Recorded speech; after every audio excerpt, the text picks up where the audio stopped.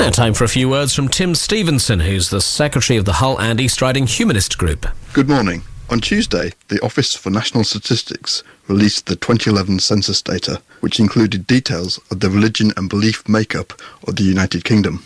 The statistic which I found to be of particular interest was the percentage of people in the country identifying themselves as Christian, which has fallen in the past decade from 72% to 59%. And the biggest fall in the whole country is here in Hull, where the percentage of people identifying themselves as Christian is now only 55%. If these declines in religious belief continue at the same rate, the projected date for less than half of the country being Christian is September 2018, and it is likely to be much sooner than that for Hull. It's true that the number of adherents of some other religions has grown slightly, but by far the biggest increase has been the number of people like me who explicitly identified themselves as having no religious beliefs, up from 15% to 25% nationally, and 35% in Hull.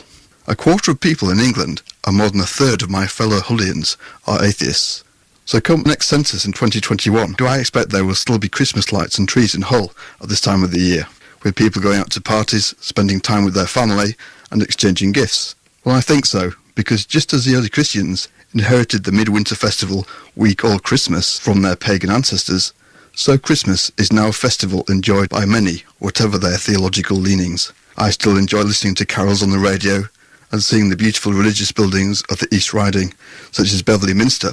But enjoying these things does not require me to believe anything I consider absurd about history, the nature of reality, or the meaning and purposes of my life. Enjoying traditional festivals is no barrier to being open and honest about believing in science, reason and secular ethics, rather than religious faith. Tim Stevenson, Secretary of the Hull and East Riding Humanist Group. 10 to 7, here's Nick Robbins.